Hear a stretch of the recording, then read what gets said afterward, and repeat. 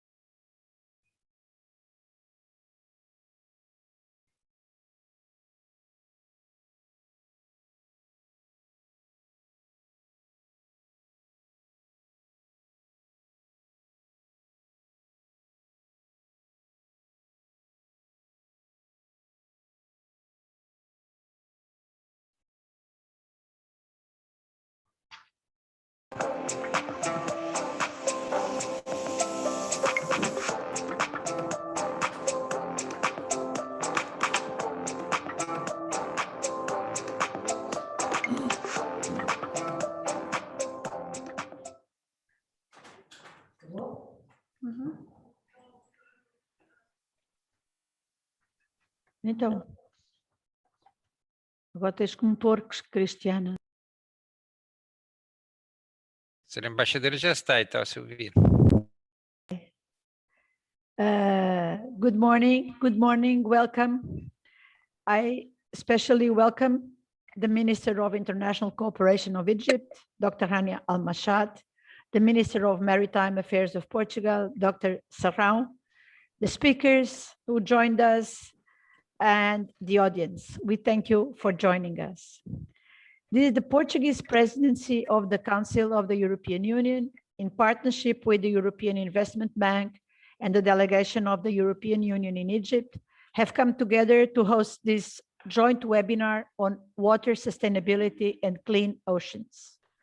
This webinar is part of the preparation of the high-level EU-Africa Green Investment Forum that later this month in Lisbon will seek to mobilize all stakeholders towards the green transition in Europe and Africa. Now, more precisely in the context of the post-pandemic recovery.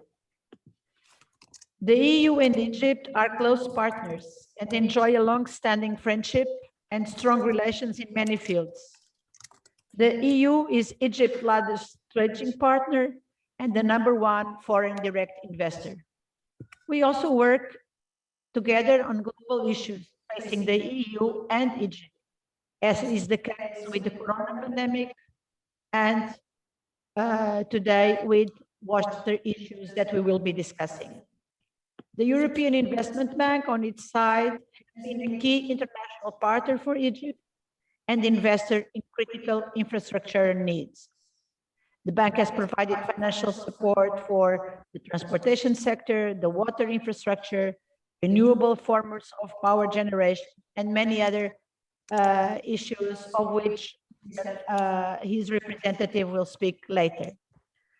Today's webinar will discuss the effects of climate change on water resources and the green transition. The speakers will address the ongoing efforts to mobilize cooperation between the different relevant players on all levels. Furthermore, we will open discussions on Egypt's perspectives of public and private-led sustainable development and green investments. Recent successful investment will also be examined to identify innovative approaches and opportunities to mobilize private and public capital towards the green transition. We are honored that Minister of International Cooperation of Egypt, Dr. Hania Al-Mashad, accepted our challenge and come to speak on this webinar as a keynote speaker on the green transition in Egypt, an overview of Egypt green reform plans. Before giving the floor to her, I will just tell our international audiences that Dr. Al-Mashat is an accomplished economist, international negotiator, who before being the Minister for International Cooperation was Minister of Tourism, also held high positions at the International Monetary Fund and at the Central Bank of Egypt. So now, Dr. Rania, you have the floor. Thank you. Thank you very much, Mrs. Ambassador and ambassadors and ministers, excellencies. It's a pleasure to join you this morning on a topic which has become the center stage of any discussion, whether on a national level or an international level. And maybe most recently in any discussion we have with our bilateral or multilateral partners, the word green recovery comes immediately into the discussion. And globally, as well as in Egypt, there's a lot of positive sign that policy action towards building back greener is actually accelerating, especially as we reset and recover from the pandemic. And maybe that was one of the silver linings that was in the pandemic, the realization that we do not want to have sort of a peril related to climate and towards water and so forth. The government of Egypt continues to instill the sustainability ethos and spread awareness about how even the smallest changes in consumption and production behaviors help us as a nation to progress towards the sustainable development goals. Water is the resource that underpins all engines of growth and drives towards development. It is the source of life, contributing directly and indirectly to our daily activities. It is essential for health, well-being, transportation, trade, industry, and food security. Be it an essential element of life and economy, water is a resource that must be rationed and carefully consumed. And against this background, the Ministry of Water, Resources and Irrigation has laid out a set of regulations for the use of water under a 2050 strategy for water sustainable use and consumption. The strategy aims to improve water quality, develop new water resources, rationalize water consumption, and finally create an enabling environment for sustainable development.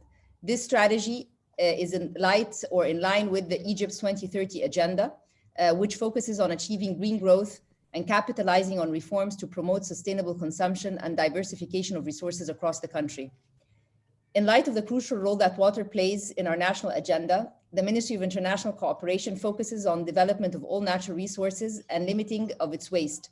As a ministry, on behalf of the Egyptian government, there's around 20% of our official development assistance, which goes to finance SDG number 6, clean water and sanitation.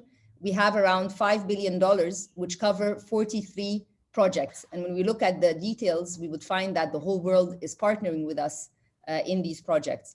The projects cover a wide array of strategies and approaches to water saving, such as wastewater treatment, management plans, water desalination plans, sustainable irrigation structures that ration the amount of water used, as well as recycle water used for various purposes so that no drop goes to waste.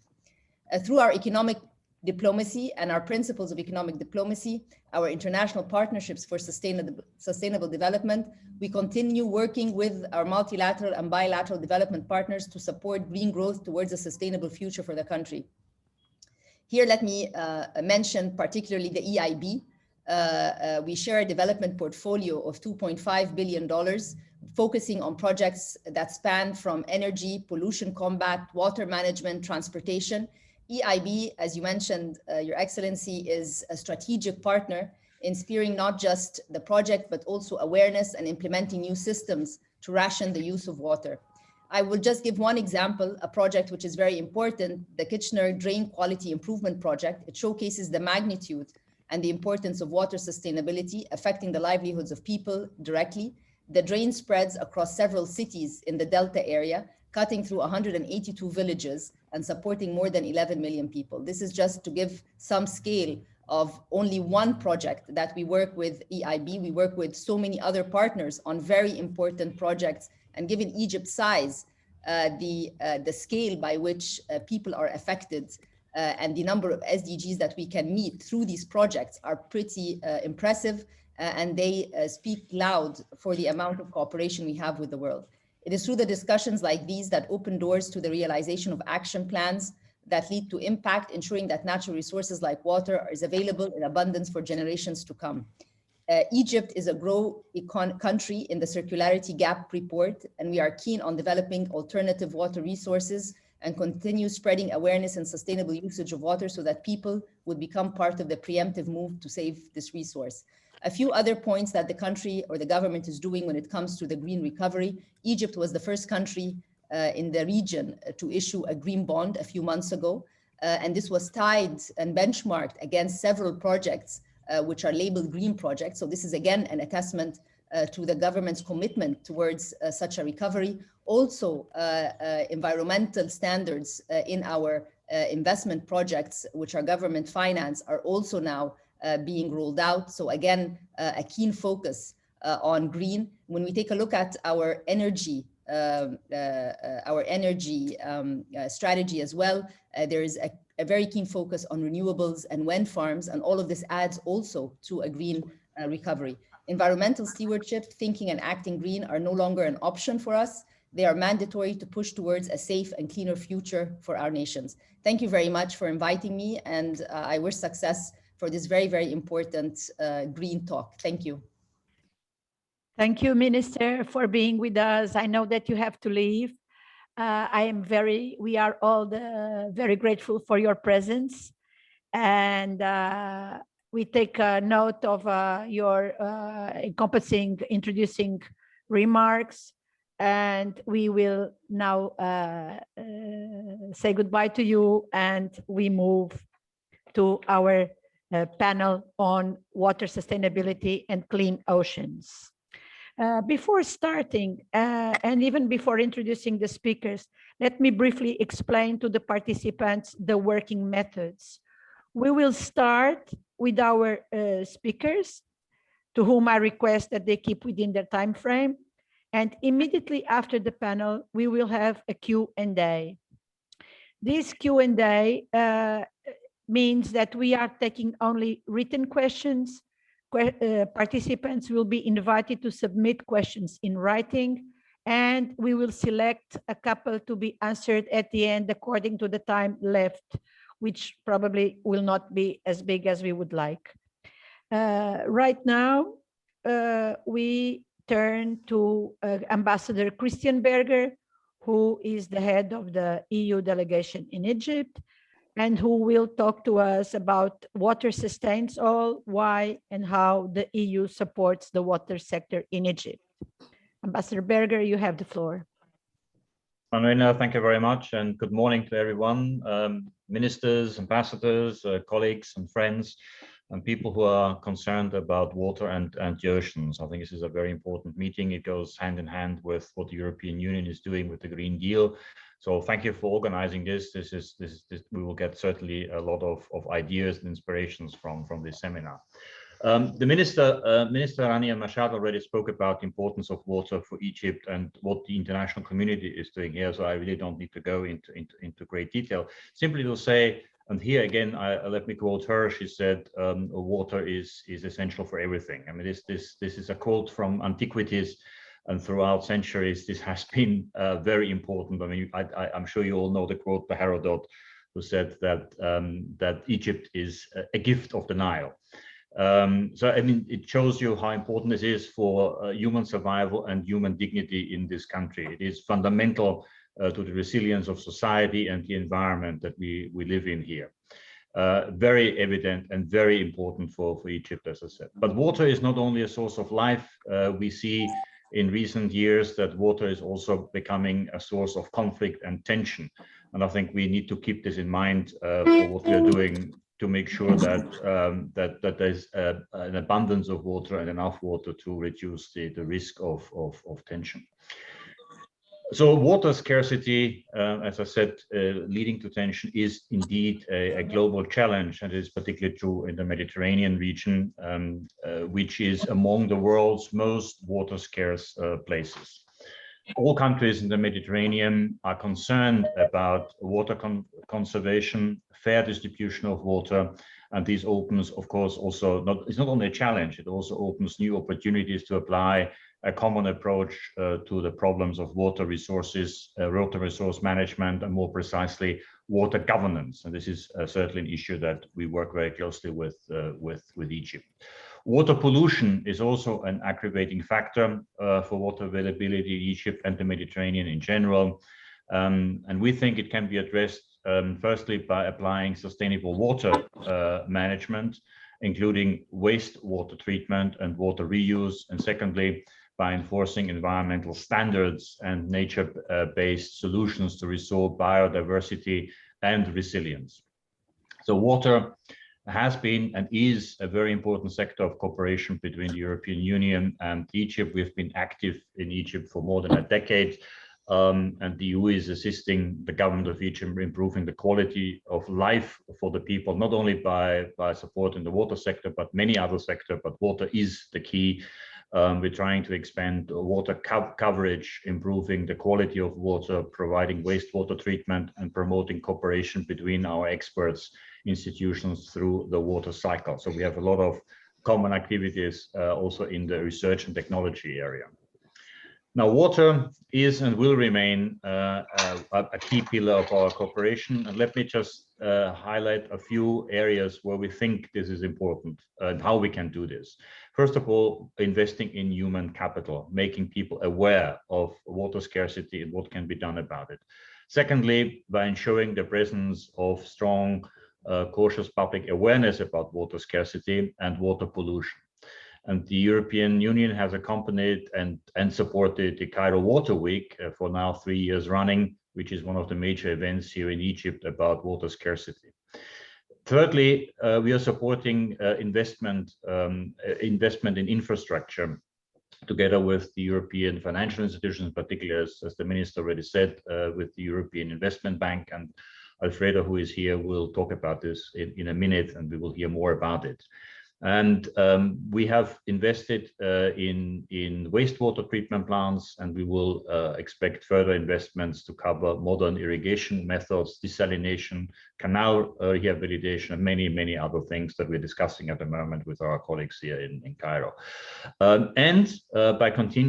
We want to continue and replicate regional Mediterranean initiatives like Horizon 2020 for a cleaner Mediterranean.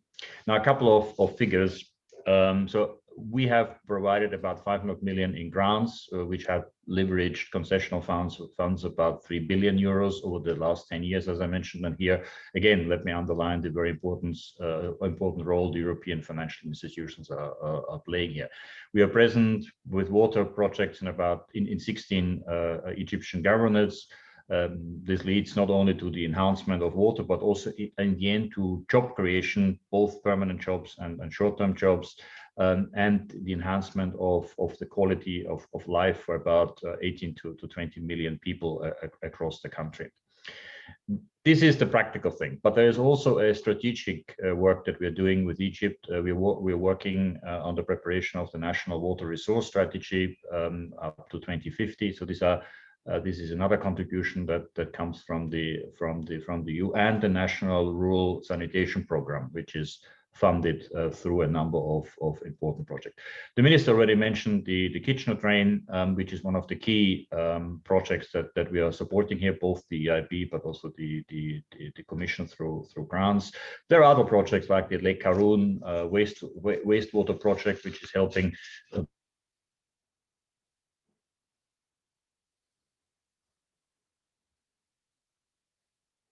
Here we go. We are back. I'm back. So let me just finish by saying that how we see the road to achieve a sustainable water sharing and cooperation. First of all, it's enabling the development of circular economy and green growth, very much in the focus of the European Union at the moment. Secondly, meeting the obligations by parties to the Barcelona Convention and other multilateral environmental agreements, of which the UFM and the member states of the UFM are parties.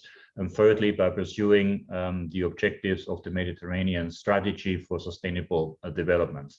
All of it is now enshrined in a new agenda for the Mediterranean that was published about 2 months ago in February, which highlights the importance of water. One of the consequences of this is now that we, in our cooperation with Egypt, we have chosen water as one of the key areas of cooperation also in the future, and we are putting together what we call a Team Europe initiative on water and food security, which will support Egypt's efforts to combat climate change, protect the environment, and ensure sustainable food systems. So that's in the work at the moment with the member states, with the EIB, with our Egyptian partners to come together with a large project that is focusing on water. My last word would be simply to say that the EU new policies and especially with the new Green Deal external dimension, we will consider more the real value of water to develop systemic solutions and changes towards healthy water bodies and secure availability of the right water quality for the right use with a sustainability circular society, and hopefully by doing this, achieving what we would call a water smart society. So thank you very much for this opportunity, and really looking forward to work with all of you for the future, enhancing reducing water scarcity in this country, but also around the Mediterranean. Thank you. Thank you, Ambassador Berger, for your water smart quote. It will stay with us. And I now will give the floor to Deputy Minister for Utilities and Infrastructure of Egypt, Dr. Sayed Ismail. Dr. Sayed Ismail is an assistant professor at the Faculty of Engineering at the Ain Shams University, and he is well known for developing highly technical supervision of water and sanitation projects, especially in rural areas. Likewise, he has formed teams of experts and technical personnel to set up monitoring systems for infrastructure projects, and to bring online several civil society organizations to provide financing for sewage developments, wastewater, and problems that Egypt has been facing in a very proactive way, if I may say so. So Dr. Sayed Ismail, you have the floor. Thank you, Mrs. Ambassador. Good morning, everyone. Your Excellencies, ministers, ambassadors, colleagues, friends, development partners, and participants. It's a real pleasure to participate in such important webinar regarding green talk, especially for water sustainability and the clean oceans. If you allow me, I have prepared some slides to give my presentation, so I'm going to share my screen. Yes. I hope you have the screen now. Yes. Okay. So my presentation is about the Egypt strategy to manage scarce water resources and water sustainability for water and sanitation sector, the sector I'm representing as a Deputy Minister for Infrastructure.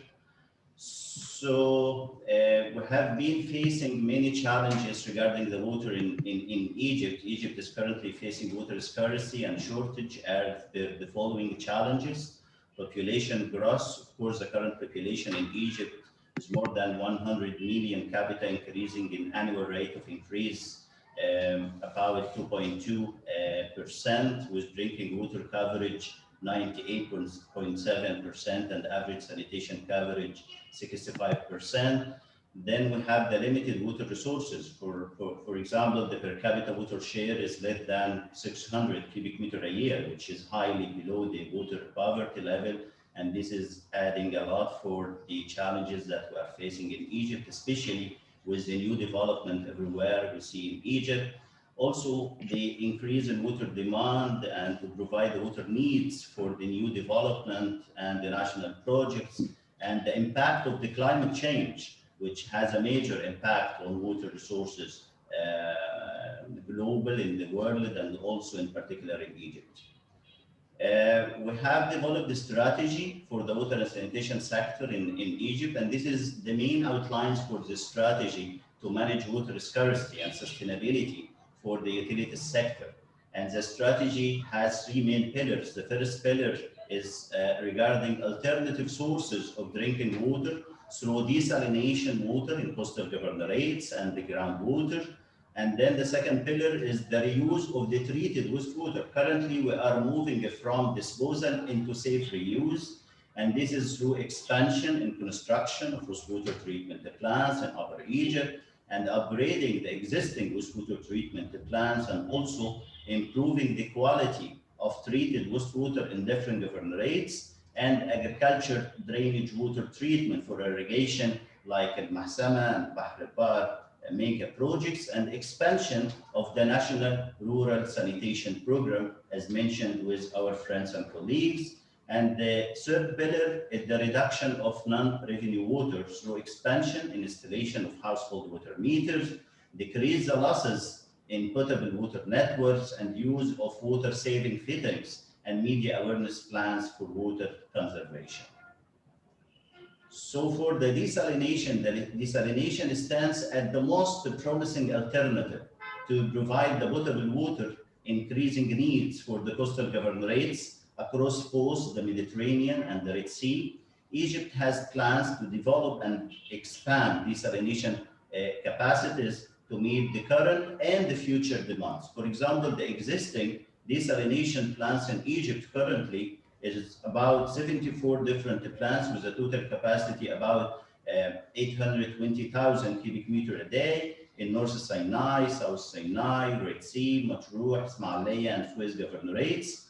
Currently, we have under construction about 16 different desalination plants with a total capacity about 500,000 cubic meter a day in the different governorates, to a total capacity of desalination 1.3 million cubic meter a day. This is not the end of the story, because Ministry of Housing has developed the strategic plan for desalination to cover the seawater desalination to providing drinking water needs, covering the period from 2020 till 2050 with a magnitude of 6.4 million cubic meter a day. As you see on the map to the right, we have a very long coastal areas along the Mediterranean and Red Sea, more than 2,000 kilometers of coastal areas, in which we expand not only in specific governorates, 3 and 4 governorates, but we go for more than 10 governorates to provide the requirements for the drinking water in that regard. Actually, the main pillars of our desalination strategic plan, including 4 different pillars. Number 1, to provide the drinking water needs to meet the current requirements and the future increase of population. Then to provide the drinking water needs to stop long transmission of surface water governorates to Matruh, Red Sea, and South Sinai, because we have a very long transmission pipeline, and this has its effect on the energy demand and the consumption.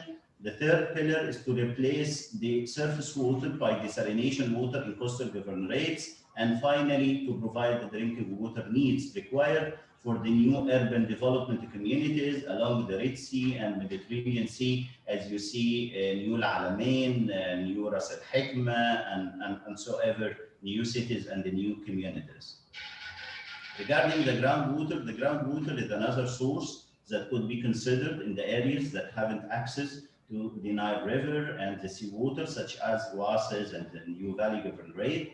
Currently, the existing capacity of the groundwater drinking facilities is about 2.8 million cubic meter a day. In addition, the government plan to increase the capacities of the groundwater facilities by additional 1.1 million cubic meter a day. Regarding the expansion and construction of wastewater treatment plants in Upper Egypt, according to the importance of Upper Egypt region, which has been lagging for water and sanitation infrastructure projects for many years, the government decided to excessively intervene with a big program for the implementation of wastewater treatment plants to provide citizens with proper sanitation, but also to protect the Nile River from pollution.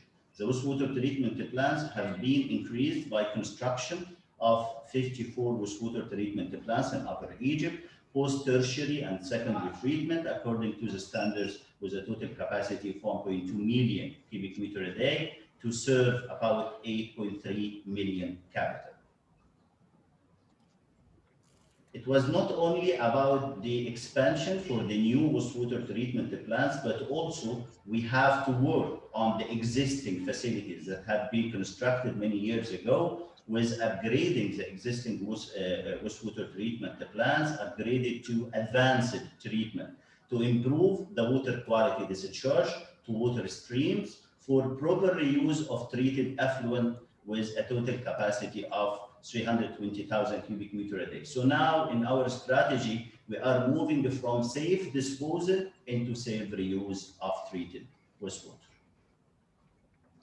And also going beyond the 60 wastewater treatment plants, we have been launching a very ambitious program with a total number of 150 wastewater treatment plants with a total capacity of 5 million cubic meter a day, currently under construction in different delta governorates and also in the new cities using advanced wastewater treatment technologies. And the treated effluent will be reused for even direct or indirect irrigation purposes. A new area have been started in Egypt since 3 years ago regarding getting use of the drainage water in both Massama and the Bahr al-Bar, and this is a new ambitious program for Egypt, and this is to be continued even in Al-Hammam drainage water facility, 6.5 million. So we have the first project in that regard to get use from the drainage and agriculture drains waters is the Massama Project.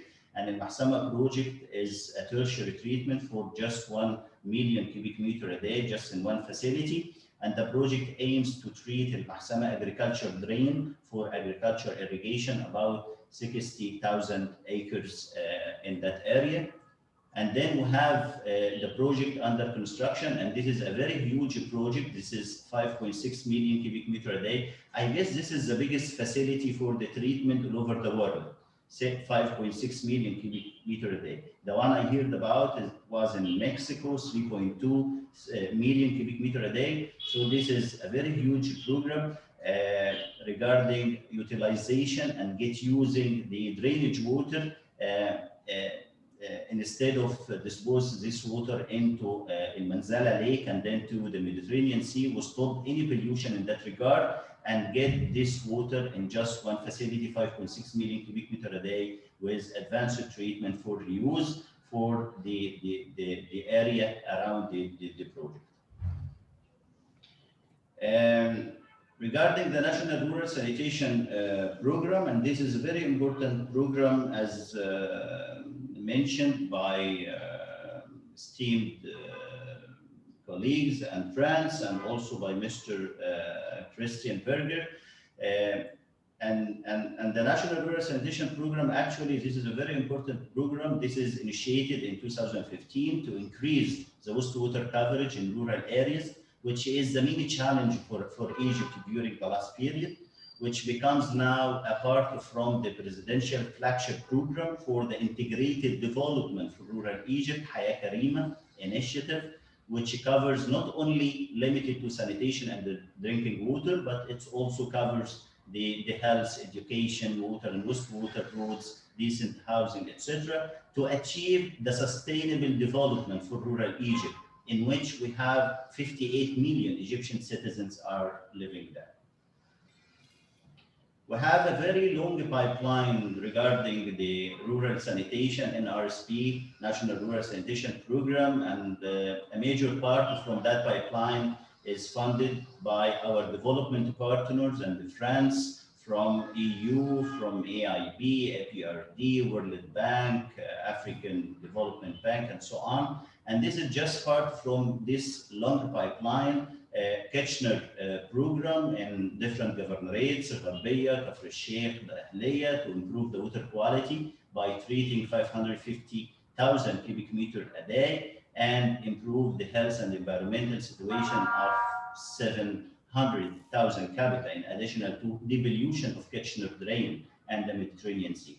Also, we have the Sustainable Rural Sanitation Service Program, SRSSB, and this program funded by the World Bank and the Asian Infrastructure Bank to serve 1.8 million capita by providing sanitation services in 6 governorates: Dahliya, Sharqiyya, Bhira, Manfiyya, Qubiyya, Damietta, and also to improve the water quality of the Salam Canal and Rosetta Branch. Also, we have Kafr Sheikh project, and this is to serve 470,000 capita within 62 villages to reduce the pollution of the Mediterranean Sea, and also depollution of Lake Karun. Fayoum Governorates aims to improve the water quality of 330,000 cubic meter a day by increasing the access to sanitation in rural areas. We have also the one of the main pillars of our strategic vision for the sustainability is the reduction of the non-revenue water.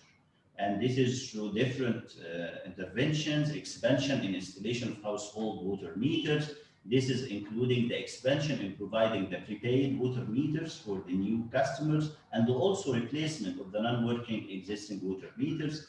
Also decrease the losses in potable water network. The water leakage has reduced in Egypt from 39% and now become 29% during the last 6 years through establishment of district metering areas to reduce the water leakage. Also use of water saving fittings. The saving fittings have been installed in the governmental entities and institutions in cooperation with the Arab Organization for Industrialization. And also media awareness plans for water conservation that has been applied through different approaches: national campaign for water consumption, production of awareness, raising material, reducing the informal connections, and so on. Then we came to the last part of my presentation. I know the time is very limited, so way forward.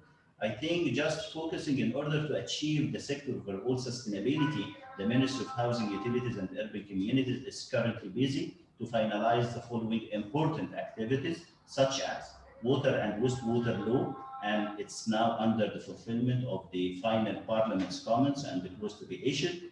Also the water and wastewater sector strategy, and this is very important for the sector to develop that strategy for the sector, taking into consideration all the recent updates regarding the desalination, the scarcity of water, and a lot of other aspects.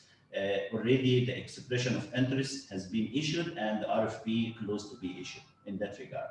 And also one of the most important pillars in that regard is the financial sustainability of the sector to ensure the sector's growing efficiency and sustainability to be in line with the performance development of the sector and engagement of the private sector, participation through the different modalities of BBB. And here it was to say that we already issued the first sovereign guarantee for the holding company for the first 4 desalination plants in that regard. And we are aiming to excessively intervene with the private sector, especially with the strategic desalination plan for Egypt from 2020 till 2050.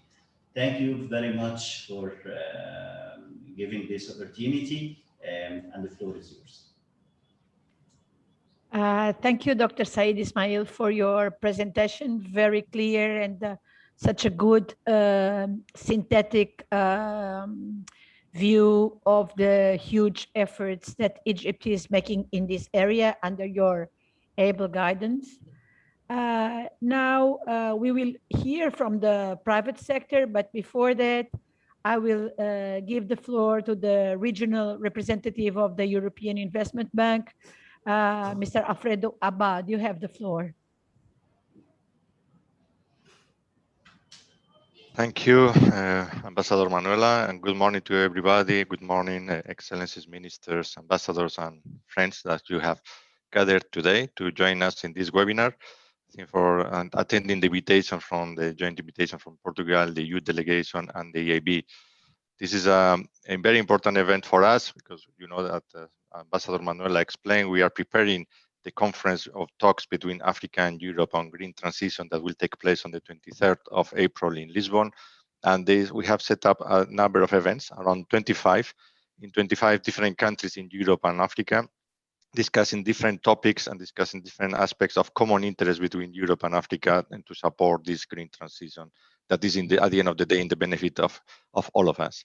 So thank you very much for joining this discussion on water, which water sustainability and clean oceans, which for the EIB is a very important area of intervention. We have been operating in Egypt for more than 40 years. Currently, we have 6 projects and programs ongoing that are being implemented with our colleagues and partners from the Ministry of Housing and Utilities and Urban Communities, and with the which is heavily guided by Dr. Said. We have other projects in the pipeline, and I think this is definitely an area of major interest for us. I think I would like also to refer in my presentation to another aspect. I think it's about the clean oceans and the seas. And I would like also recall at this moment the presentation made during the last Cairo Water Weeks by the Minister of Water and Irrigation, Mr. Mohammed Abdel Ali, which when we're talking about the water, it was saying perhaps we shouldn't look at water as a sector. We should be looking at water as a connector. And I think it's a I think it's very visual for all of us to look at the water like with the rivers, the affluents, the canals, the seas, like a part of a nice network of interconnected areas. And we can see, we've visualized that. But I think in his remarks, the minister was going beyond. He says it's a connector of people, it's a connector of goods, it's a connector of cultures, it's a connector of ideas. And I think because people have been traveling, and I think in our minds, it came immediately the idea of traveling and transporting. And in that regard, seas and oceans, they play a major role in that connectivity between amongst different people and humans. So I would also like to share one of my of the presentations I have.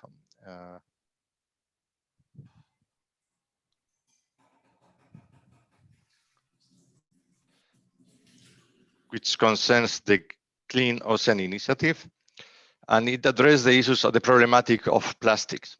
I think I think we all are aware of the problems of plastics nowadays in the seas, in the oceans, in the beach that surround all of us.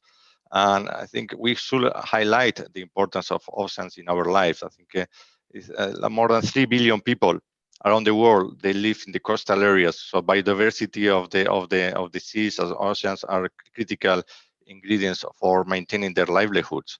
I think also on the economic side, I think this is estimated that $3 trillion per year of economic activities are related to the seas and the oceans. Nowadays, we are all talking about climate actions, climate change, and I think clearly oceans play a major role in regulating the global climate as the largest carbon sink of the planet. I think in terms of discharging plastics to the ocean, it is estimated that 8 million metric tons of plastic waste is discharged every year. What is even more important, 1.5 million metric tons of microplastics is also discharged. I think this is raising a new area of interest for all civil societies, development partners, governments, authorities, because of the increasing problematic created not only by the plastics that we all see and we can visually see and touch, but these microplastics that are part of our in our clothes, in other areas that are more difficult to identify and to eliminate. So there is still a large part of the population that live with a non-existing or very limited access to poor waste management. And all of this is increasingly, there is an increasing pressure from the demographic growth in many countries in the planet that are putting additional pressure for in the production of plastics that are subsequently discharged into the oceans. In Mediterranean Sea is one of these areas where I think we all is very close to us physically, but also close to our hearts. And I think it's in the interest of everybody to address these problems that create economic cost and at the same time provide for biodiversity losses that are sometimes irreparable. So it is in this context that 3 European Union financial institutions, notably the KfW, the German Development Bank, AFD, the Agence Française de Développement, and the European Investment Bank, in October 2018, we launched this partnership with the idea to support projects that will reduce pollution in the oceans, with a particular focus on plastics.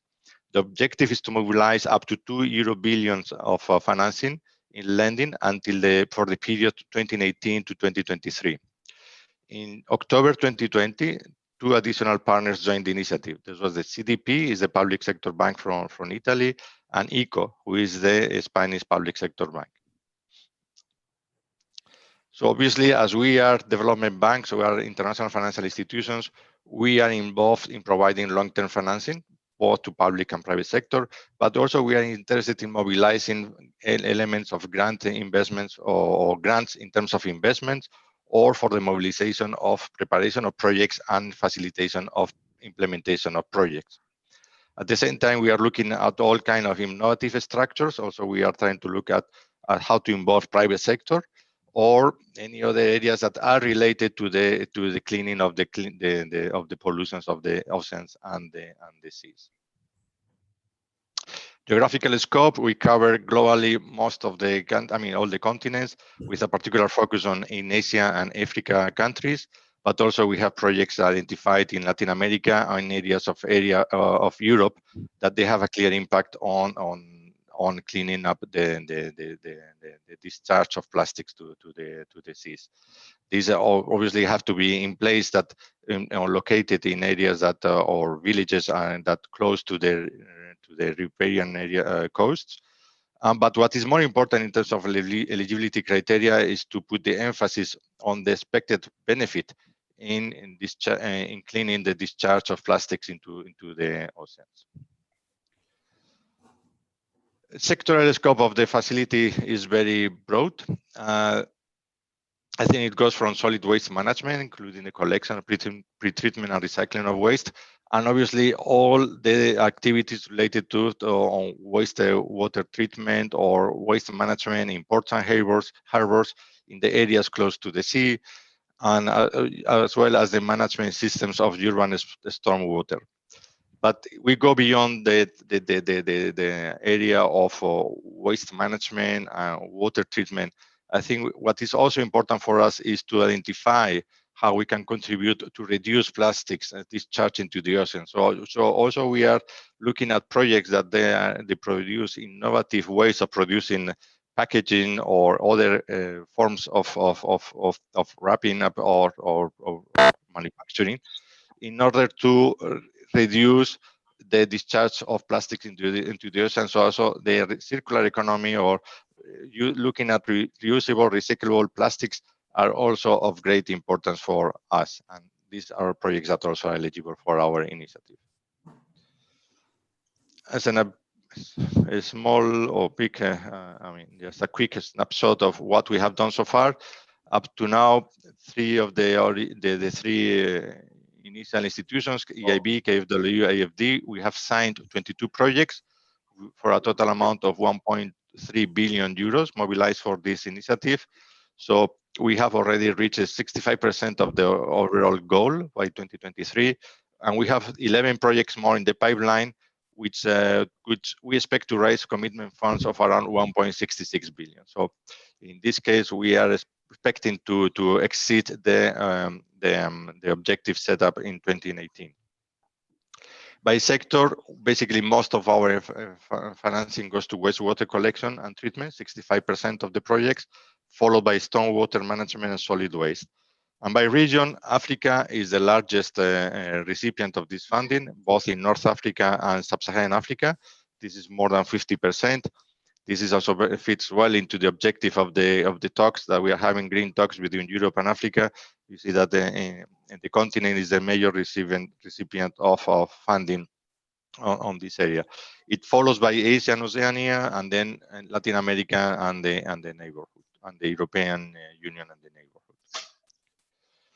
In Egypt, as we mentioned, I think it has been mentioned by Minister Al-Massad, also by Ambassador Berger and by Deputy Minister El Sayed. EIB has been very active in water projects in Egypt.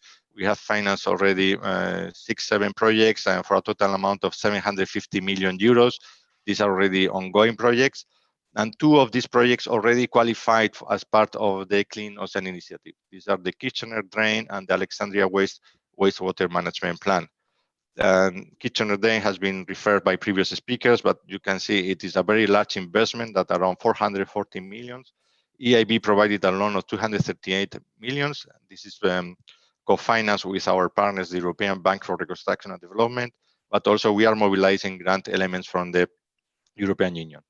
The same happens for the Alexandria Wastewater Management Plan, which here EIB is the sole financier with 80 million loans of a total project cost of 185, but also we are mobilizing grants from the European Union. I think in the pipeline in Egypt, we have already 2 projects that are quite advanced. One of them is the Helwan wastewater plant. Here we are working, EIB is working with the Agence Française de Développement. The project is currently under appraisal, and we will expect by this year to conclude the appraisal, and then we hopefully get to our approval of our boards, followed by the signature of the agreements with the Egyptian government. On the other side, our colleagues from KfW are working with the GIZ, the European Union, and SECO, and putting in place the second phase for the National Solid Management Program. They already launched this initiative, but this was launched before 2018. So as such, it didn't qualify as part of the Clean Oceans Initiative, but the second is the extension or the extension of this phase for a second phase is under study, and this will qualify. Clearly, it is in the interest of all of us to continue the discussions with the government and the authorities of Egypt to identify additional projects that could qualify in the different areas that we have mentioned before, of solid waste management, wastewater treatments, or even production of innovative ways to produce plastics with that can be reused or recycled. As part of my last slide, I just wanted to say on the way forward as well, basically we are continuing the 3 and the 5 now, the 5 institutions, we are continuing discussing with the partners how to identify projects that can be considered part of this Clean Oceans Initiative. In this regard, in the Northern Africa or in the Mediterranean region, we are talking with the European Commission as part of the programming that it will run from 2021 to 2027, as well to make a reference to the Clean Ocean Initiative. Obviously, our partners and like in this case, Egyptian government is also very much welcome to introduce this part of this initiative as part of the discussions. There were also discussions in 2019 in the European Joint Initiative for Circular Economy to also encapsulate the ideas and objectives of the initiative within that other initiative of the circular economy, which obviously recycling plastic or to reuse plastic is very much in line with the ideas of the circular economy. One of the areas for which I think has been a bit challenging up to now is the identification of how we can get involved at the preparation level, how we can mobilize technical assistance funds to lead to preparation of projects that will fit within the initiative. We have had this kind access to this funding, for instance, in Sub-Saharan Africa, but not so much on North Africa or on other parts of the world. And this is an area that is open for other partners to join, as well as to provide, I'm calling to our colleagues and development partners to join the initiative to provide as well funding in terms of the look at ways to cooperate to provide a long-term funding for projects that could qualify for this initiative. And perhaps my last comment is the last one. I think what we are trying to do actively, all the participants of this initiative, is to build these very strong partnerships at different levels. This is where looking partners is not only with development partners or at government level, I think with administration. Obviously, we are in discussions with the European Union at several levels for providing different ways of financial support. But more importantly, I think it is a problematic that affects all of us. So we are calling as well civil society organizations, foundations, private sector, and I think all of them, I think also play a major role as well in raising awareness and providing, sensitizing the public about the need to clean the oceans. I think there are very nice initiatives here in Egypt. I think we know Banlastic and others that they are doing a very good job in Alexandria area during the summertime to clean the beaches. And I think this is, and in other areas in the Red Sea, there are other partners. this is an area that we definitely would like to seek how to build up a partnership that at the end of the day will bring the results that we are all expecting in terms of having a better, a more healthy and clean environment for our seas and oceans. So this is the end of my presentation, and then I remain available for any subsequent discussions we may have. Thank you. Thank you, Dr. Alfredo Abad, for your presentation. I think that now we are getting a clear picture of the efforts, both on the part of government and also of development partners, as to what is needed in this field, which is indeed huge. And now we will turn to private civil society and the private sector. We will listen next to Dr. Ahmed Gaber, who is a professor of chemical engineering in Cairo University and also chairman of Chemonics Egypt. Dr. Gaber will speak on the role of civil society in raising awareness of managing water scarcity and pollution. But let me just tell you that Dr. Gaber has pioneered education for sustainable development at Cairo University and has been a senior consultant in the fields of environment, water, wastewater, and solid waste management.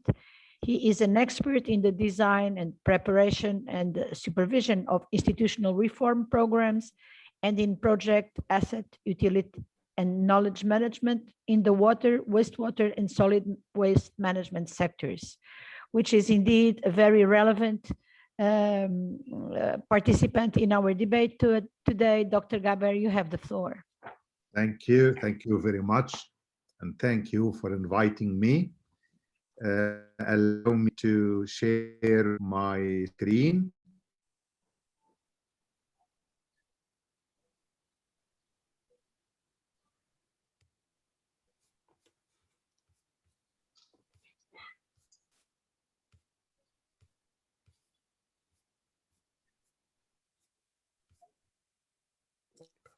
Can you see it now?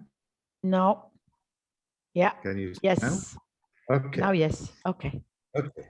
The purpose of my presentation is to highlight the role of the civil society in facing water scarcity and pollution problems. This diagram have been developed 2019 by the Dutch financial sector, and it shows 30 global risks subdivided into 5 categories: economic, environmental, geopolitical, social, technological. One of the dots you see is water crisis, as is preferred to be called by some of the researchers and the politicians. This means that this dot on the diagram has a likelihood and an impact, like any of the other 29 dots. The likelihood of a water crisis or the impact of the water crisis in any country is different and also varies by time. And here, I'm more concerned about how the civil society perceives this water crisis.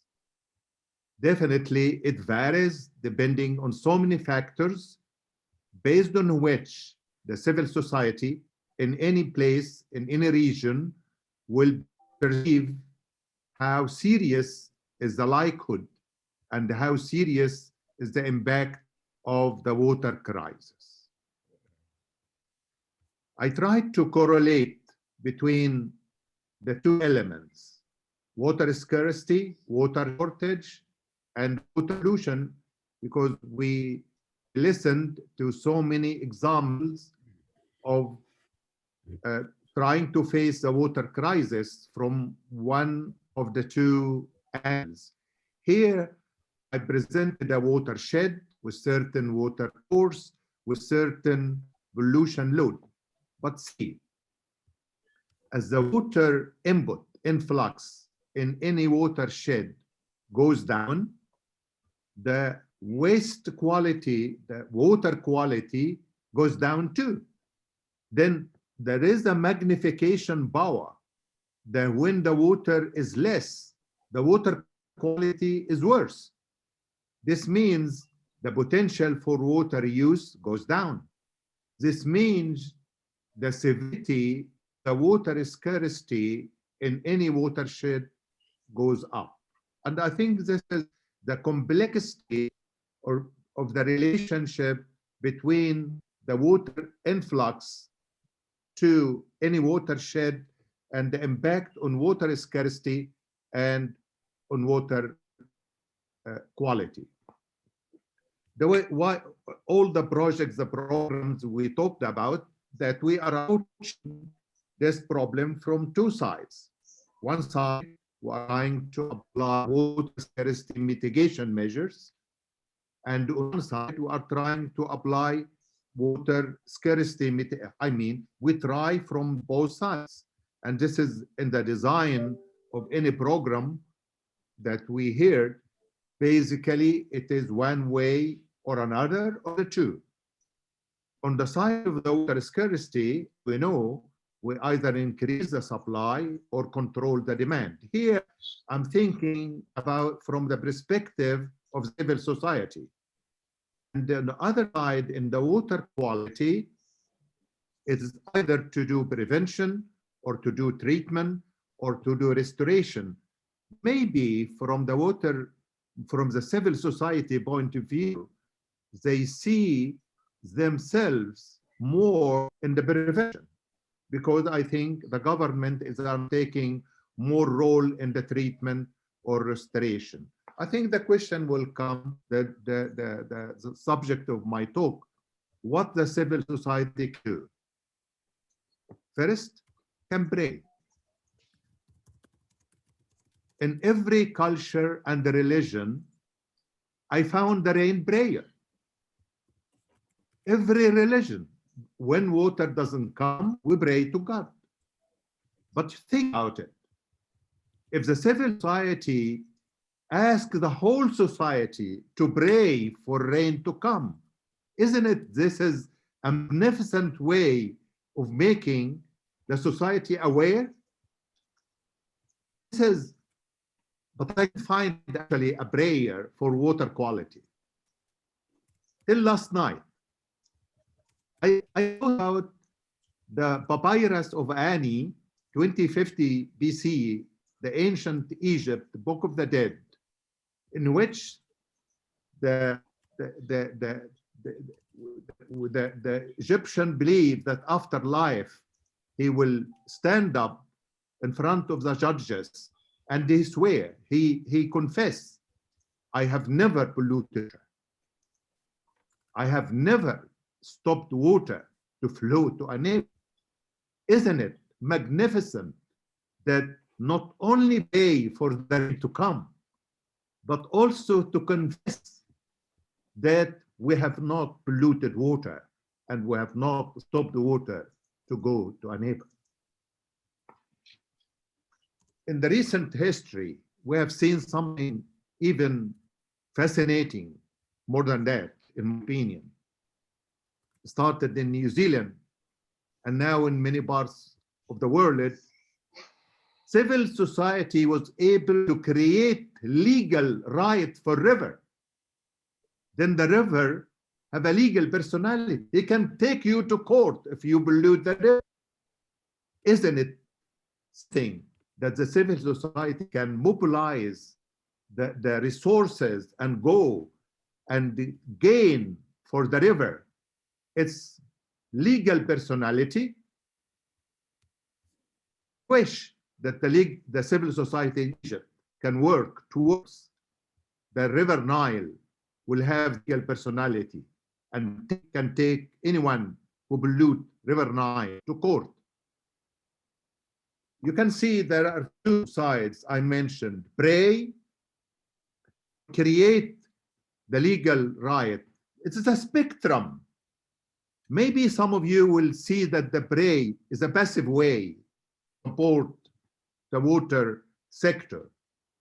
And the aggressive way, the more active way, is to create legal personality to the river name. But actually, I see both complementing. It is all working towards making the citizens feel the magnitude of the likelihood and the impact of the water scarcity. The civil society again contributed a lot in water conservation and in waste prevention. Now, if you look to the literature, and it's beautifully documented, the civil society in Europe have what they done. Civil society now is the main in the world, and especially in Europe. It is participating in the water-related decision-making. Properly, the capacity is properly built. Actually, the NGOs and CSOs can undertake active role in the following: mobilization of public opinion, representation of the voiceless, access to competing ideas, sharing ideas, provision of technical support, participation in the operational activities like monitoring, and monitoring in a large scale, and helping the government to understand the impact and the output and the outcome of the programs, like we heard going all over Egypt. Civil society can do that. Civil society is now part of the governance system. There are some researchers who they claim that the failure in controlling the water scarcity in any country is a governance failure. And this is a very serious statement, because governance, as you know, is a product of the process, laws, and institutional steps. The governance model that will affect the outcome, and the outcome of any of the programs that we talked about it today. All will come to the governance. And the effectiveness and the efficiency of any of the programs, any of the projects, is determined by the governance model, which is determined by the policies, laws, and institutional setups. And the civil society, if it is not part, built in of the governance, water governance in any country, I doubt that the output or the efficiency or effectiveness will be as hoped. The civil society contributes a lot in networking and in information sharing. And I conclude by saying that the civil society, which covers a wide range of actors, institutions, organizations, have a prominent role in facing water scarcity and deterioration water quality. And the key word in all of what I meant, from the prayer to giving the legal personality to the river, is water governance. Thank you. Thank you, Dr. Gaber, for this very enlightening and interesting presentation. And now I turn to Dr. Radwa Amer, who is responsible for corporate social responsibility at Nestle Waters, and another contribution on the opportunities and challenges for the private sector in intervention in the water sector. Dr. Radwa, you have the floor. Good morning, all. Thank you so much for the invitation and giving me the opportunity to talk about our CSR foundations and activities in Egypt when it comes to Nestle Waters. So please let me share the screen.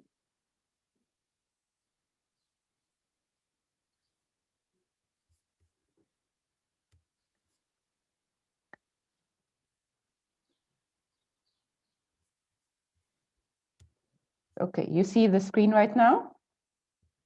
Yes. Okay, for Nestle, our main purpose is to enhance the quality of life and contribute to a healthier future. And we are doing this through 3 pillars. The first one is individuals and families, and the second one is community, and the third one is the planet. For the individuals and the family part, we are keen to launch new products to provide healthy hydration to our consumers. And for the community part, our main objective is to enhance the livelihoods of the 27 inhabitants by empowering the youth, renovating the youth center, providing job opportunities, and doing road infrastructure renovation. For the planet part, we are keen to increase the collection rate of the plastics through CID project that we have launched since 2019. And also one of the main aspects that we are keen to do is to ensure sustainable packaging in all our products and to give access to clean water to the community where we are operating in. Moving to the next slide, just want to show you the previous community project that we have implemented before.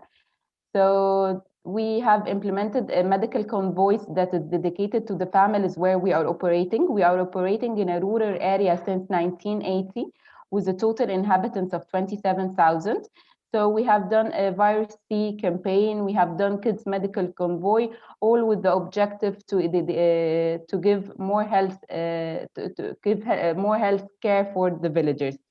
Moving to COVID-19 in 2020, we have distributed 20,000 medical kits for the inhabitants, and also we have contributed to the quarantine hospital by giving free water. In this aspect, we are keen in our CSR projects to give awareness about the topic to all the villagers to make sure that they know how they can survive. For example, in COVID-19, we was very keen to give them awareness what are the precautions of COVID-19, how you can prevent yourself from COVID-19, and so on. And then we have a project where we are renovating the youth center in the community we are operating in. And the main objective of this project is to empower the youth and also to raise awareness about different topics to the villagers, for example, waste management, hydration, and so on. And the last project we have is renovating the infrastructure of the road where we are operating, just to make sure that we are ensuring safety where we are operating. We have only one school, one primary school beside our factory in Banha. So we are always keen to give awareness session to the schools about hydration, wash, waste management, and different sessions. So in 2019, we have renovated the bathrooms of the school, and we have given them also awareness on how they can use the bathroom in a good way, how they can sustain the bathrooms, and so on. And those are pictures of the bathrooms. Also, we are keen to celebrate the World Water Day with them every year, just to make sure that we raise awareness in a proper way to the smaller generation. So I want to share with you this video.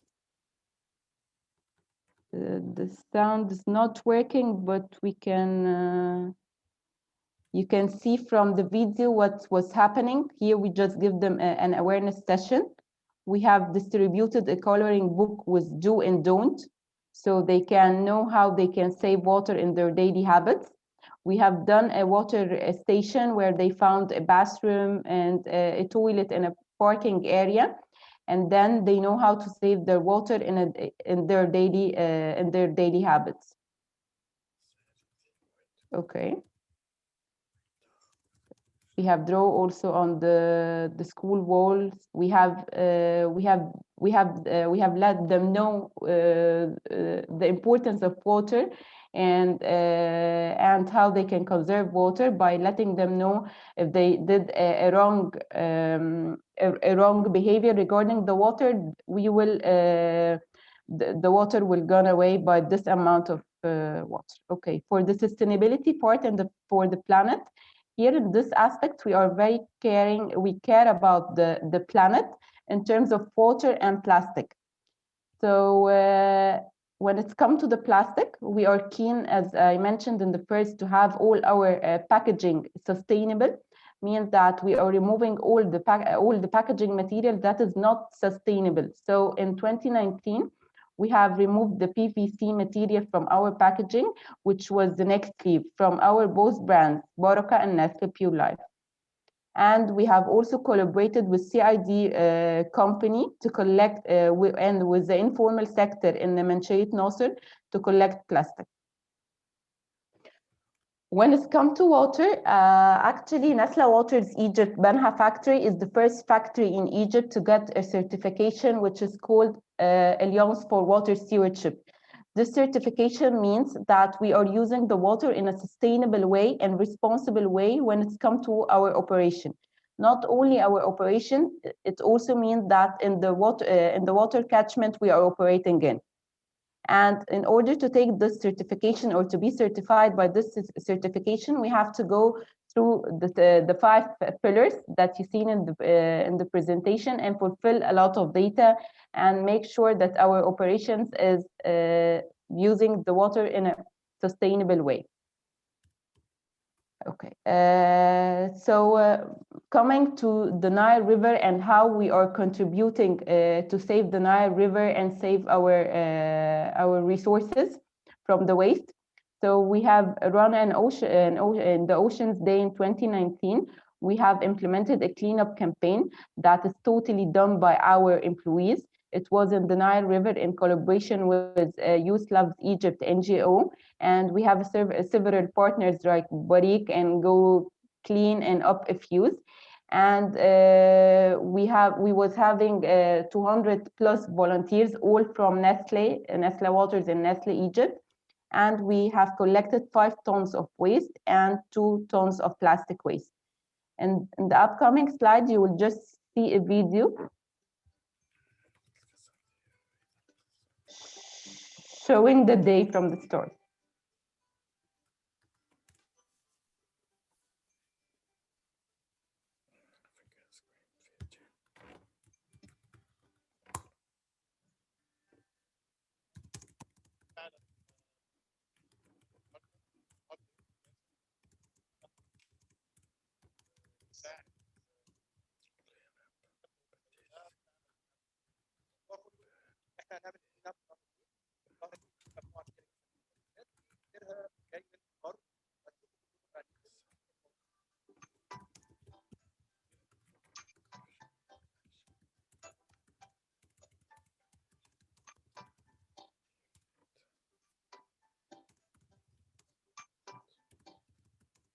Okay, so for the future, for the project that we are working on for this year, we are working on a big project with the water holding company.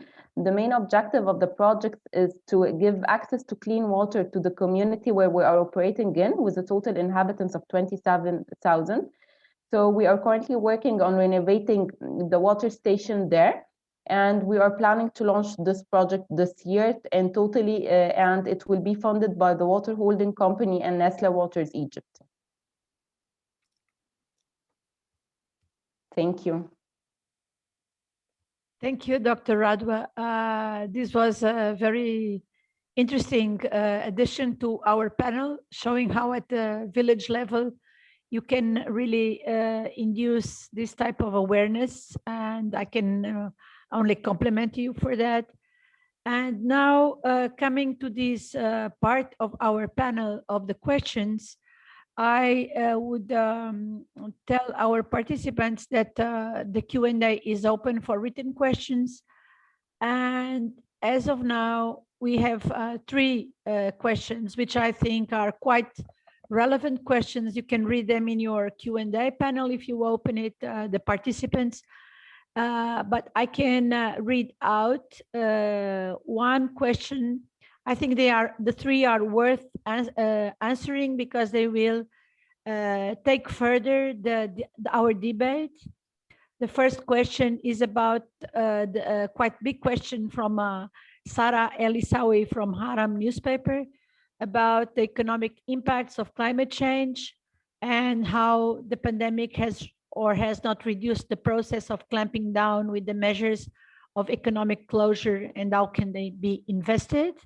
This is one question. And the other question is about the EU-Africa agenda. And a third question, more precise to Ambassador Berger, but maybe we just take the first question. Maybe we have a volunteer to answer the first question from the panel.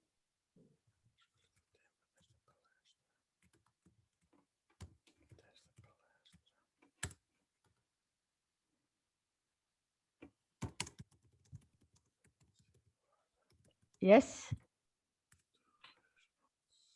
Dr. Radwa, can you stop sharing your screen, please? Yes, sorry for this. It's okay.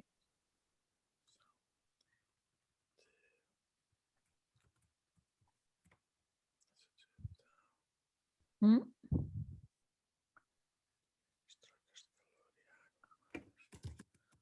Okay.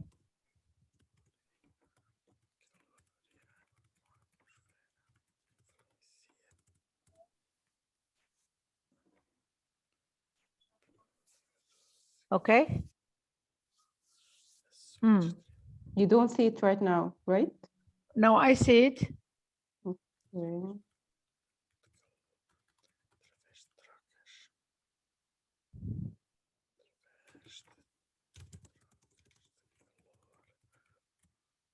Hmm. Okay, wonderful. So this question about the economic impacts of both how the economic impacts of the pandemic plus the economic impacts of climate change, how do they interact with each other? I guess the question is amounts to this, and how can it somewhat be combined? I think this is a huge question. Maybe many governments and international institutions would like to have an answer to this, but maybe participants have something to offer on this in a brief manner. Mr. Abad, the European Bank, has something to say about this. Thank you, Ambassador Manuela. Well, I think the question is a bit generic on one side, but I think it's obviously, I mean, climate change, I will say it's there. And I think it was there before the pandemic, it's there. And I think it's something that we all development partners, we keep focus on trying to tackle in a way or the other. I think from the EIB perspective, for instance, also I only can mention that ourselves, we took the lead as amongst the multilateral banks in adopting an energy lending policy, for instance, to phase out financing of fossil fuels in 2019, just before the pandemic. So I have to say that this we were in anticipation of. Sorry, I can hear some background noise. Okay, I think it's okay. Okay, so I think for us, it is part of our strategy, and it's now we have adopted that the bank, the EIB, we will like to, or we have adopted a roadmap to become the climate bank. So in that sense, we are aware that the climate change, climate action is part of the strategy. We have put in place a common set of actions and activities, programs, projects where we want to intervene. Obviously, all these. Dr. Al-Massad mentioned at the beginning that the green economy, now it looks like everything is green, but I think this is something that we have to put in our DNA. I think it's important that whatever action we do, it has to tackle climate action, and that includes also on the water and sea ocean and the sea. That's why, for instance, on the Clean Ocean Initiative addresses these points from the point of view of pollution. I mean, the economic impact, I think I don't have figures right now next to me, but this has been assessed by different institutions, economists, and bodies, and it is there. I mean, it is affects also what is more important for us, development partner, is affecting our livelihood, our daily lives in many areas. I mean, we all see how it's affecting the environment, how it's changing on the biodiversity, and And this is across the world. I mean, in the mountainside, in the desert areas, I think all of that, we see how things are changing. Even in our livelihood, we see the changes. So I'm not sure if I am responding to the questions. The question on the pandemic, how climate change and pandemic, I think we were much aware that there are some impacts. I think the pandemic, what did is accelerated some of the economic impacts in some areas, but we needed to have to react quickly. On the pandemic, for instance, what we did and we addressed is concerns about, for instance, how not to stop economic activity or how to mitigate the impact of stopping economic activities. That's why, for instance, we are supporting small and medium-sized enterprises by providing the liquidity for what we expect is a period of time that will be limited for 1 year, 2 years. But it's important to provide support to these companies that now they are suffering because they have less business and less volume. So on that side, we are addressing that. On the other side, I think we need to continue focusing on our green agenda. I think it's important not to lose focus on that the way forward, in any case, is to move on and to invest in renewable energies, energy efficiencies, or in clean transport. I mean, in addition to support the small and medium-sized enterprises that now they may be suffering for a period of time. It could be, I mean, we always expect that will be a short period of time, but unfortunately it's longer than what we expected. But in this case, I think this is our role as development partners to support that segments of the economy that are suffering more at this specific point in time. So I'm not sure I'm responding, but I think I will say climate change is in the long term. Pandemic, we have to look at measures that address this in the short and medium term horizon. Okay. Thank you. I now give the floor to Deputy Minister Sayed Ismail, who has raised his hand, and then Ambassador Berger after him, and then we have a couple more questions. Thank you, Your Excellency. I think this is a very important question and very wide and very generic question. And I think it has a lot of impacts in both the different fields and the different utilities in Egypt. And I'm trying to react from the infrastructure point of view. For example, what happened with the climate change in Egypt, and we have practiced in Egypt for the last 3 years, a huge change in climate conditions that affect even the day-to-day life in Egypt. For example, in winter, the quantity of storm water in Egypt in some regions and some governorates, that let us set and think how to mitigate these impacts of the climate change. For example, previously we used to work on infrastructure, only water and sanitation in that regard. But after the huge quantities and the storm water that we get in some region like New Cairo, for example, in Egypt, and new cities, etc. So we have to work differently and to maintain another strategy to deal with such issues. And also it has a lot of implications on the investments planning, for example. So this is the first time, for example, in Egypt, we think that we need to have a separate stormwater drainage and try to utilize these huge quantities of water. So together with the Ministry of Water Resources and Irrigation, we have a program how to get use from that water, harvesting of rainwater, and also for our infrastructure in new cities like New Cairo, some other regions, 6th of October, and so on, the new capital. Now we are executing and implementing separate works and investments for the stormwater, away from the sanitation system and etc. So it has a huge impact, and also the sea water level rising and the effect of the coastal zones and coastal areas. So we have to intervene also differently from before, and to change our strategy in dealing with such issues and how to mitigate the risk in that regard. This is regarding the impact of the climate change on the investments planning in some regions in Egypt and in some particular areas. Also, the same applies for the pandemic, and especially last year when we started these situations facing the pandemic. And I think all the world got stuck in the early beginning and try to manage and to have a strategy to deal with the issues. Maybe nowadays it's much easier and we absorb the shock that happened last year, but also it affects at the early beginning, the day-to-day life, and also the investments and the economic situation. And we tried our best to have some mitigation plans and measures for that regard, which we are following currently. This is just from the infrastructure point of view. So thank you very much, and thank you.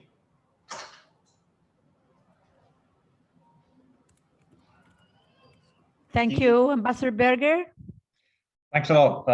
I just want to build on the answer that Alfredo has already given by making the point that obviously a lot of civil society organizations are worried that what we did before the pandemic will not slow down. I mean, what we did in the fight against climate change. But I just to reassure you, this is not the case. On the contrary. I think after the Commission President announced her Green Deal plan and her plan for the digital transformation of the economy before the pandemic, we see now even more reason to continue and to follow through in what we wanted to do. So a lot of money has been set aside.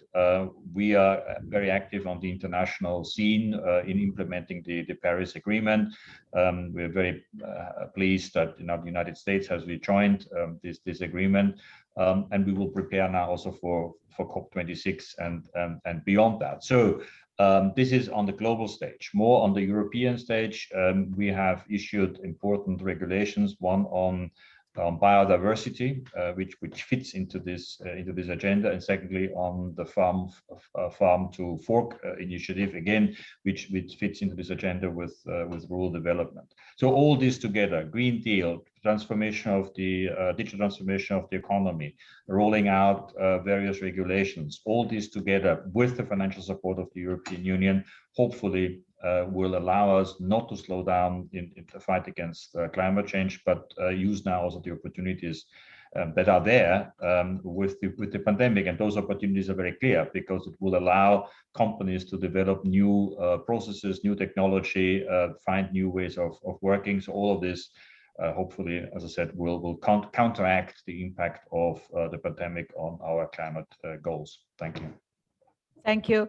Ambassador Berger, you have a question just for yourself on the Q&A about what are the EU's current total investment portfolio in water and sanitation sector in Egypt? What are the expected investments over the medium term in the sector? I don't know if this is from Doa Abdel Monaim from Haram. I don't know if you want to answer in writing or make a comment on that. One quick sentence. I mean, I think I mentioned already before, in the last 10 years, we have invested about 500 million euros in terms of grants in this sector, which has leveraged 3 billion euros in concessional loans with the EIB, with the EBRD and others. And as I mentioned, we are now engaging with the government of Egypt in a dialogue, in a conversation of how we move forward on this and implement what we call a flagship project in this area, which is done through the Team Europe approach, meaning bringing together the European Commission, the European member states, and the European financial institutions like the EIB in implementing this. But we are at an early stage. We are looking into this at the moment, but all I can tell you, it's a key element in our cooperation with Egypt in the immediate future. Thank you. We have two additional points. One is actually not a question by Ambassador Raouf Saad, who is, we know, head of the National Bureau for the Implementation of Egypt-EU Association Agreement.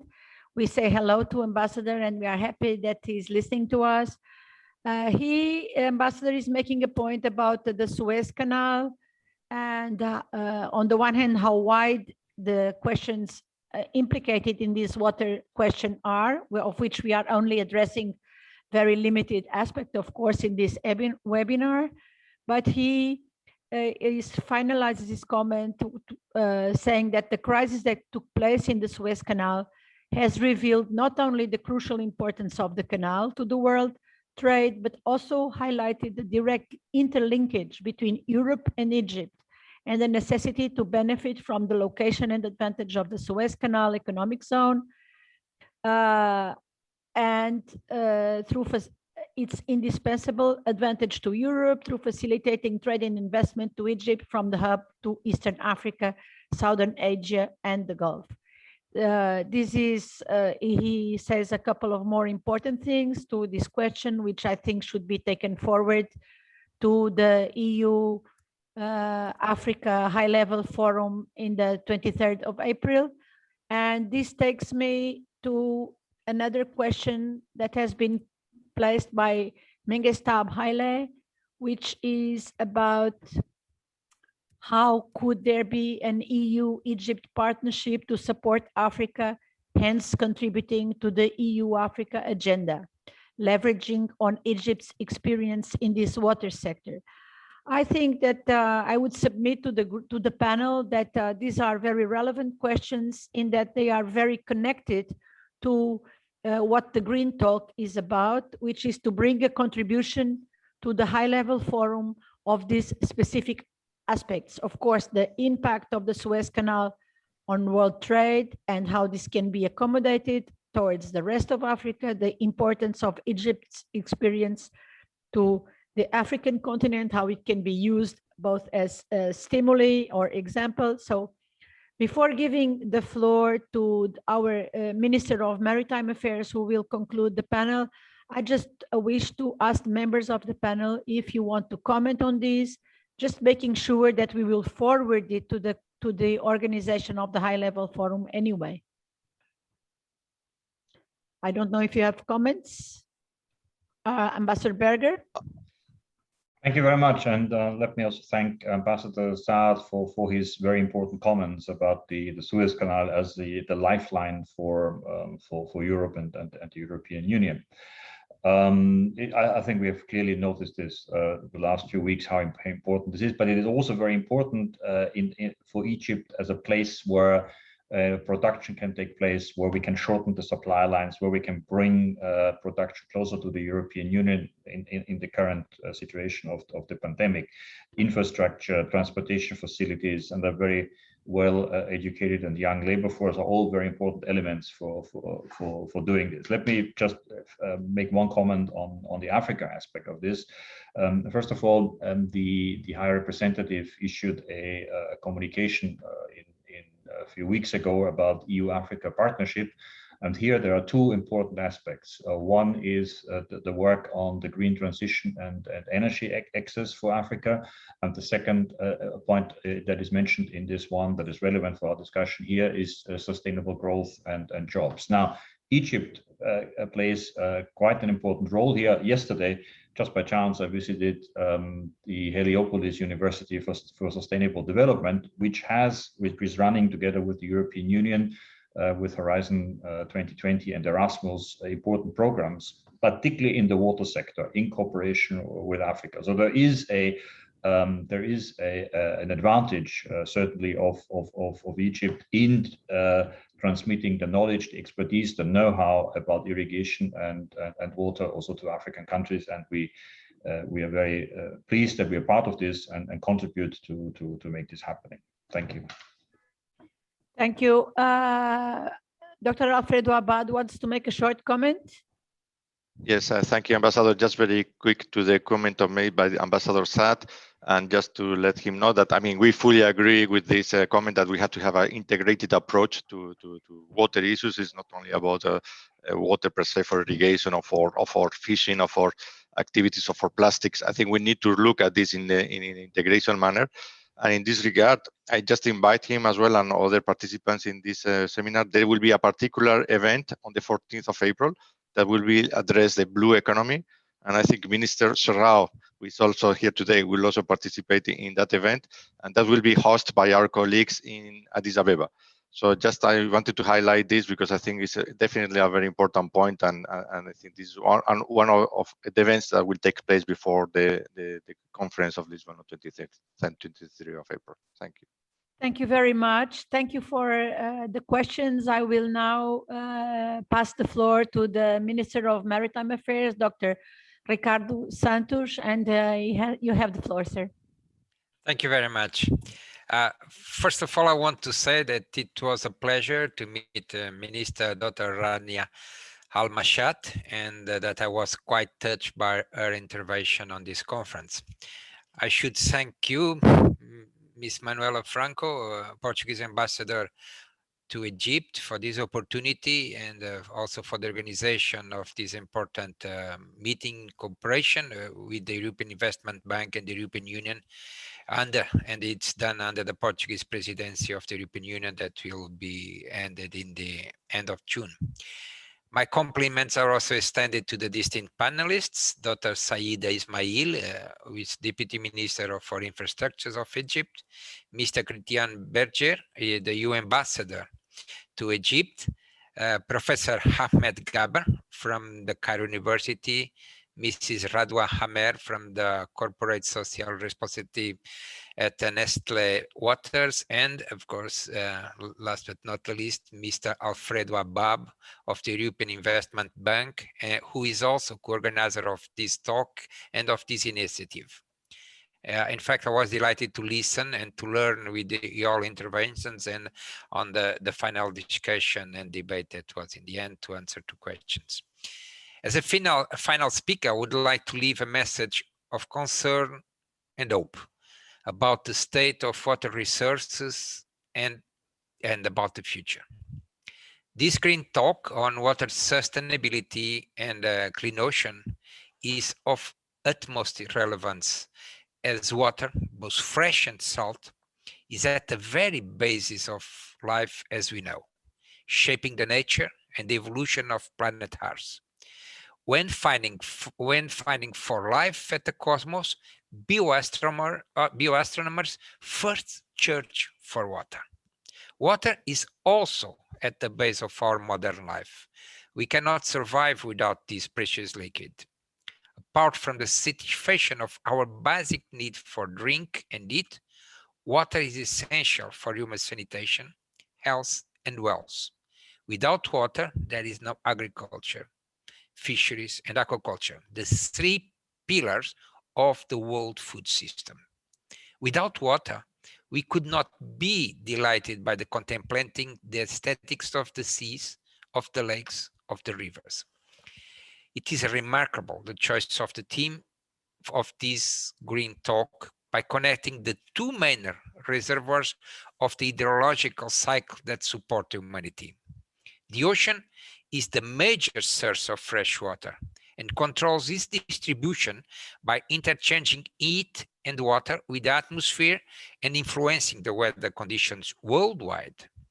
The runoff water systems are the main route for land water to reach coastal seas and ocean. It transports man-produced nutrients and pollutants, causing eutrophication and contamination of marine ecosystems.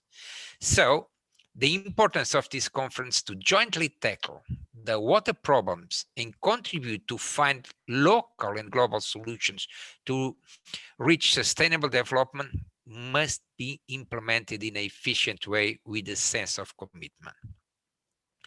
The health of water system, both fresh and marine, is increasingly at risk by multiple and cumulative pressures from human activities, such as overexploitation of aquatic resources, pollution from fertilizers, pesticides, pharmaceuticals, and other chemicals, habitat degradation by construction of physical destruction, heating, desoxygenation, and acidification of the oceans.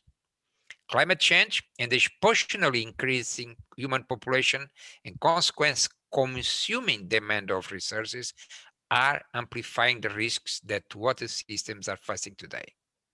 Agriculture, crop and livestock, industry, and domestic use should be and need to be effectively managed, or we may risk the rupture of the water systems and therefore of the food systems.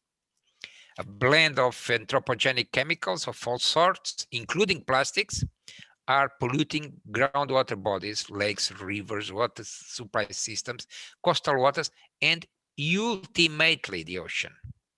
Contamination is heavily affecting human health and the functioning of biological communities. The air, soil, and water pollution should be tackled and controlled for the sake of humans and nature. The Anthropocene, the new geological period we are living, will be registered on the geological records, but we should be able also to leave a mark of the change we are paving now for the future. Unfortunately, the lack of water infrastructures and the difficulty to access to water resources, is still common in too many places and are affecting too many people in the world. Investments in more efficient water supply systems, implementation of management policies dedicated to water resources, and solid literacy programs for sustainable use of water should be continued and expanded globally. To assess the affordable water inequality is a critical enabler of poverty alleviation, promoting environmental sustainable economic growth and social well-being, particularly in least developed countries that feel economic and physical water scarcity. The Clean Oceans Initiative, launched by the European Investment Bank with the support of the European member states, in that sense is of utmost relevance, given the plans of support of regional projects. Nevertheless, and even knowing that the risks related with water may seem regional, or that some regions are more affected than others, the fact is that proper water management should be tackled as a global concern. Applied science, technology, innovation, fair financing system, cooperation at all scales, and involving all stakeholders with a democratic, fair, inclusive, and ecological policy framework are key ingredients to reach the objectives of the United Nations 2030 Agenda for Sustainable Development and support to human and nature. When talking about water systems, we are talking synergistically about all the SDG, despite the SDG 6 and the SDG 14 to be dedicated specifically to freshwater and oceans. Both are strictly connected also with other SDG, and the implementation of measures to reach the targets designated to one of these SDG should not compromise the aim to reach the targets of others, namely SDG 1 and SDG 2, who deal with poverty and hunger. To promote sustainable and productive food system in a future that already started demands proper water management policies. New agriculture and aquaculture technology and practice ground on more nature-based solution, not dependent of the extensive use of chemicals, not polluting soils and water resources, are urgently needed. New industrial processes, decarbonized, less dependent of extracted raw materials, less polluter, and more ecologically inclusive, will reduce impact on nature and on water systems. But the transformation required for the new developed paradigm that allow quality water for all implies the involvement and the commitment of all of us as key elements of the production consumption system cycles. We think that responsible production and consumption are key for sustainable management of natural resources as water. The consumption-based economy should reduce and produce less waste and no commercial subproducts such as plastic and other chemicals. We must embrace action to push countries, regions, cities, villages, and all social cells to a sustainable development of human activities impacting positively nature and then freshwater, coastal, and marine waters. We must use all the new knowledge-based governance policies and instruments available to transform our societies, such as the 2021-2030 decade of ocean science for sustainable development, just to mention one that I am more familiar with. The European Union is accelerating the needed civilizational change by structuring and implementing a holistic policy for sustainable development, the Green Deal, that was already referred by the European Union ambassador. This governance umbrella, aligned with the United Nations 2030 agenda, is modulating all the subsidiary policies to have positive impacts on climate change, biodiversity, soil and water sources, food systems and producing capacity, health, energy production and use, industrial efficiency and circularity, waste production and management. The Green Deal aims, or the European Union Green Deal aims to change the way we do economy for the sake of the humankind and the planet. The European Union has the highest the responsibility to use diplomacy as the political instrument to increase international cooperation on governance, supporting the transference of knowledge and technology, and share experience and economic opportunities, contributing to a better world by reversing the source of trouble. A global, sustainable, and inclusive development will have impacts on water management at land, coastal, and oceans, and at the end on human societies. Any aspect of our existence, such as the high problematic invasion of sea and oceans by plastics produced by us, mainly at land, will benefit of this huge and managing transformation we are engaged. Just to finish, and as a Minister of the Sea of Portugal, let me focus more on the ocean, particularly important resource of our people. Our government is aware of the big problems the oceans are facing today. We are committed in taking action to successfully reach the 2030 agenda objectives, to implement and develop the European policies for the seas and oceans, and use the new 2021-2030 national strategy for the sea as a political engine on this process. We have established a maritime spatial planning to an area of almost 4 million square kilometers. We are improving marine conservation policies, including the strength of a network of marine protected areas. We are fighting overexploitation of fisheries resources, marine pollution.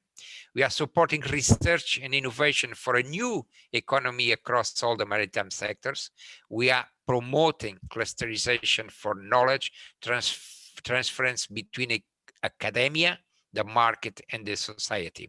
We are improving national programs of literacy of the oceans, education, and training to expand maritime culture and the livelihood. We want to guarantee a just and equitable blue progress of Portuguese and worldwide coastal communities. We are committed to cooperate at international level to a better world, to a better ocean, which means to a better world. Portugal has a vast experience and is a key player in international ocean diplomacy, and will keep boosting the sustainable governance of coastal waters and seas. We are deeply engaged to contribute to the EU and UN CFR policies, with increasing responsibility now Portugal as the President of the European Union, along with our commitment to promote international initiatives as the United Nations Ocean Conference. We are preparing with Kenya to occur in Lisboa in 2022. The opportunity to invite you all to be present. Thank you very much for your attention. Thank you, Minister. It is now my turn to thank everybody for their participation. We will make sure the organizers that the points raised here will be taken forward to the high-level seminar that will take place in Lisbon on April 23 to bring together and explore further these questions on the EU and Africa relations and the green transition that we are all in our respective capacities and possibilities looking to work for. And I think this was quite useful, both in pointing very concrete steps that are already being taken by Egypt, but also others that Egypt is looking forward to, also to the role that it can have in the wider African continent. And in this respect, I would just promise that we will make available the link for participants for this meeting on the 14th of April that will take place in Addis, so that all of those interests can follow, and further then to the 23rd in Lisbon. I thank you very much. It was a pleasure to be here. I hope to see you in real life sometime soon. And thank you very much. Thank you. Thank you. Thank you, Ambassador. Thank you, Ambassador. Thanks, Manuela. Bye. Thank you. Thank you. Thank you. Thank you. Bye. I thank you, the participants also, and the questions, and see you hopefully on the 14th of August, of September. My calendar is completely mixed up. See you on the 14th of April from Addis Ababa. Thank you. Thank you. Bye-bye. Bye. Bye-bye. Goodbye. Have a nice day. Goodbye. Thank you. Bye. Have a nice day.